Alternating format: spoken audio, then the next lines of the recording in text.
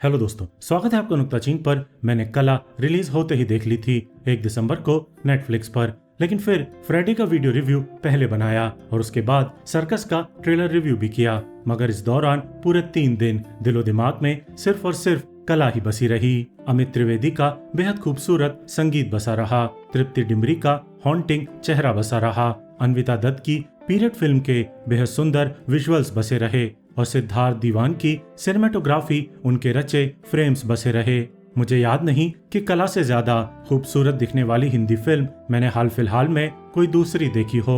अब अगर सिर्फ एक वाक्य में इस फिल्म को बयां करूं तो कला एक कलात्मक फिल्म है जो सिनेमा के रसिकों को हर हाल में अपनी तरफ खींच ही लेगी। है ये एक साइकोलॉजिकल ड्रामा जिसमें 30 और 40 के दशक के कलकत्ता शहर में एक गायिका अपनी माँ के प्यार के लिए हरदम तरसती है और उनका वैलिडेशन पाने के लिए कुछ ऐसे फैसले ले लेती है जो जिंदगी भर उसका पीछा नहीं छोड़ते। जैसा कि हमने ब्लैक स्वान और विप्लैश जैसी फिल्मों में देखा हुआ है कि अपनी आर्ट को प्रूव करने के लिए नायक या नायिका बेहिसाब पागल हो जाते हैं और किसी खास इंसान से वैलिडेशन पाने की चाह में खुद को और गहरे घाव देते जाते हैं। अब कला की खासियत है कि आर्ट की दुनिया की इस यूनिवर्सल थीम को अन्विता दत्त ने अपनी पिछली फिल्म बुलबुल की ही तरह एक मुख्तलिफ फीमेल गेज दिया है और एक फेमिनिस्ट अप्रोच के साथ पहले कई बार देखी हुई कहानी कही है।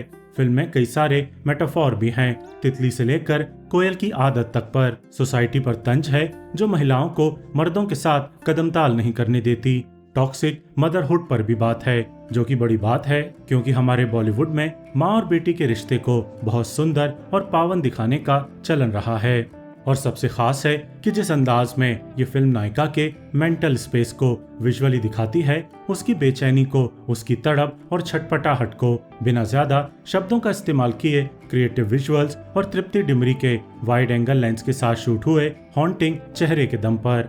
फिल्म में ऐसे कई बढ़िया प्रोवोकेटिव सीन हैं और इनमें से एक है स्टूडियो में सॉन्ग रिकॉर्डिंग के वक्त कभी बर्फ का बरस जाना, कभी उदास नायिका का बर्फीले पहाड़ों में पहुंच जाना। शायद इसलिए ये फिल्म कहानी के बारे में उतनी नहीं है जितनी एक फ्लॉड आर्टिस्ट के कैरेक्टर को एक्सप्लोर करने के बारे में है, उसके बेचैन हेड स्पेस को, उसकी मेंटल हेल्थ को, उसके ट्रॉमा और अब्यूज को विजुअली क्रिएट करने के बारे में है।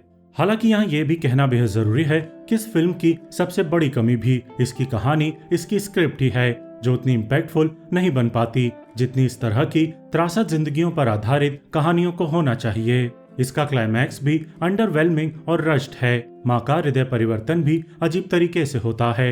इंग्लिश का उपयोग अटपटा लगता है और फिल्म के बीच वाले हिस्से में पास्ट और प्रेजेंट के बीच ट्रेवल करते वक्त कहानी का फ्लो कई बार टूटता है जो कि स्मूथ जा रही यात्रा में विघ्न डालता है। लेकिन फिर ये भी तो परम सत्य ही है कि अगर आप सिर्फ कहानी और उसके उतार चढ़ाव पर ही पूरा फोकस ना करें तो कला में कई सारी खासियतें हैं जो कि हमने पहले डिस्कस भी की, जो कि इसे एक बढ़िया मेडिटेटिव फिल्म बनाती हैं। उन्हीं खासियतों के लिए आप कला को जरूर देखिएगा। कला की एक और खासियत इसके कलाकारों की कला भी है। स्वस्तिका मुखर्जी बेहद कम बोलकर इतना ज्यादा मारक अभिनय कर जाती हैं कि डायलॉग नामक सिनेमैटिक टूल को जैसे निरर्थक बना देती हैं। वरुण ग्रोवर बड़ा सुहाना अभिनय करते हैं, नाखूनों पर लाल रंग चढ़ाकर तृप्ति के किरदार के साथ सुंदर दोस्ती निभाते हैं, एक कायदे का संवाद भी बोलते हैं। दौर बदलेगा, दौर की ये पुरानी आदत है और बड़े ही मकबूल अंदाज में बोलते हैं। बाबिल खान भी युवा संगीत साधक के रोल में इम्प्रेस करते हैं। उनका मुस्कुराता हुआ चेहरा, धीमी आवाज में बात करना पर्दे पर बहुत फबता है। हालांकि अभी वे रॉ हैं, अनगढ़ हैं और उनके अभिनय में त्रुटियां साफ दिखती हैं। इरफान साहब की छाया उनमें यकीनन है, लेकिन अभी उन्हें बहुत दूर जाना है। कच्चे अभिनय को अभी बहुत पकना है।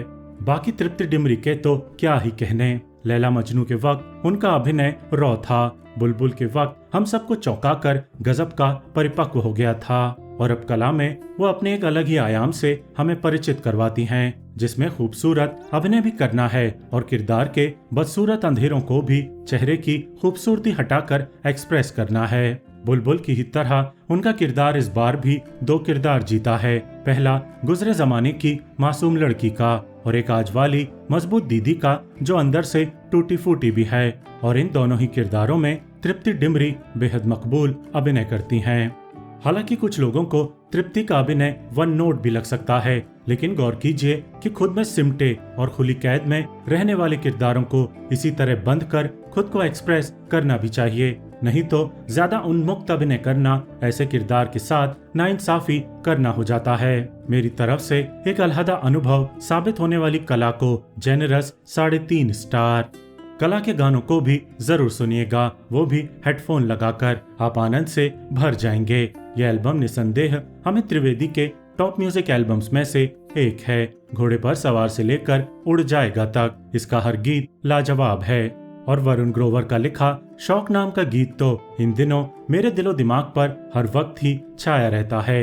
वीडियो देखने का बहुत बहुत शुक्रिया।